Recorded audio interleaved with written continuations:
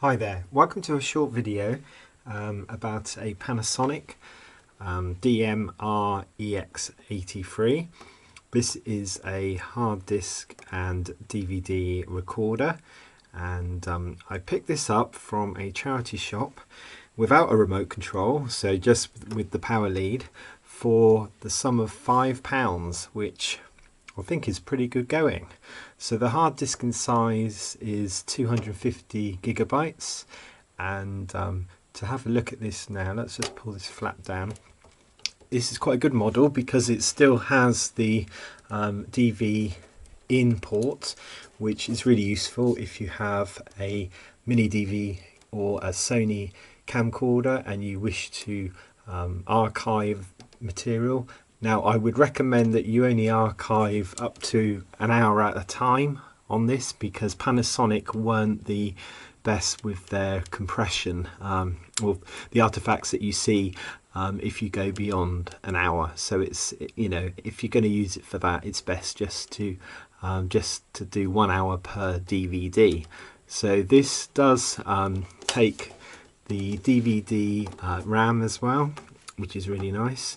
And I thought I'd give it a go. So I wasn't sure if it had been tested as working. It was just pack tested to show it was electrically safe. So it's got a label there.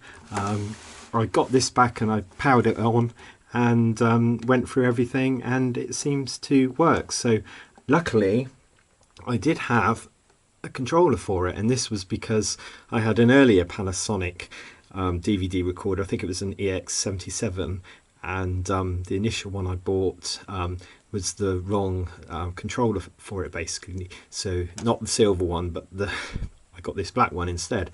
So this black one does go with this particular model. So this is all good.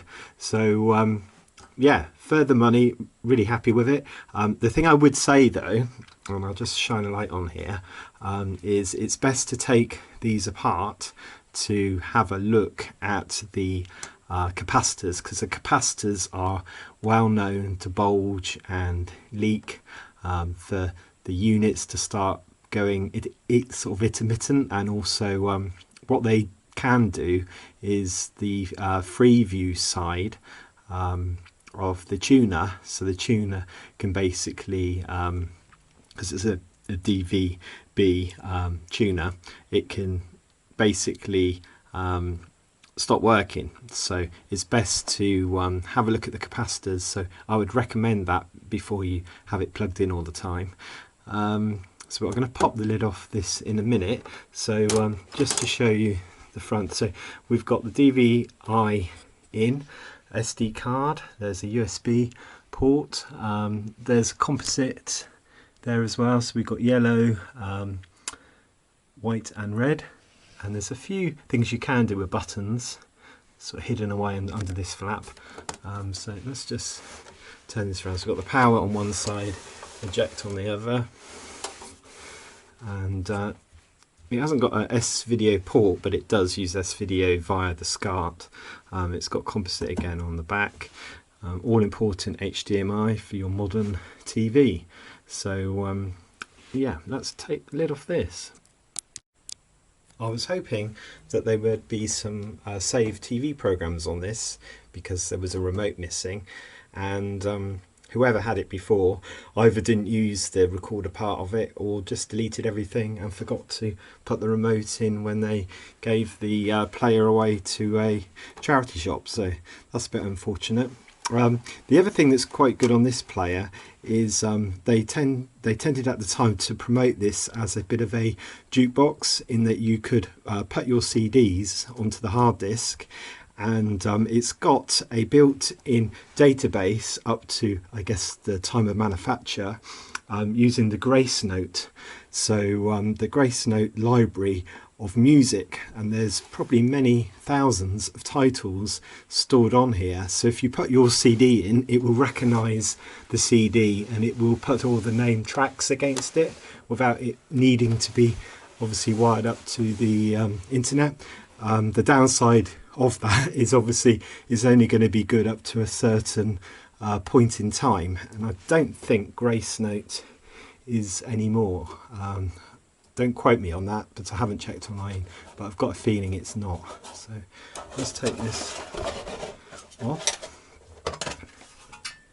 So we have a bit of a dusty inside, and the drive is a up-to-date drive, so it's not IDE, so that's good.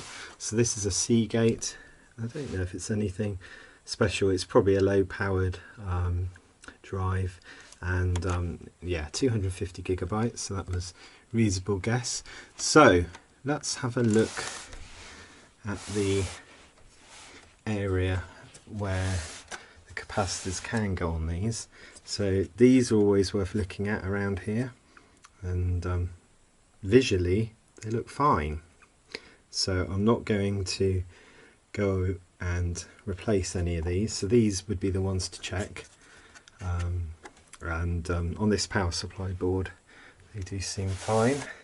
Now on other machines, on the EX77, I have had to change capacitors actually on the main sort of big PCB board, so I'm not sure. There probably are some capacitors under there. It might be worth me trying to lift this board for better access. So let's just hold this up a minute and shine a light in and see. Okay, so they're only going to be small ones under there. I think I'm just going to Google online just to see if any of these do need to be changed at some point in time, or if they go wrong.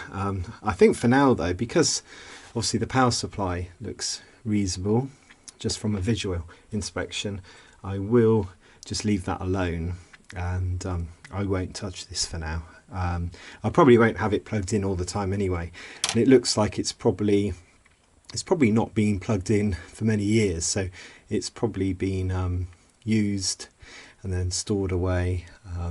It's when these things are continuously plugged into power that these capacitors tend to go. So yeah, it looks good. A little bit dusty, but apart from that, I think I'll give this a quick blast of air through here just to get rid of the dust, and I'll put the lid back on and I will use it. So yeah, that was a good find. That was £5 for this Panasonic DMR-EX83, and I will enjoy using this, and I will definitely use this for the archiving of a lot of my home movies I took on my mini DV in the sort of 2000s. So yeah, early 2000s.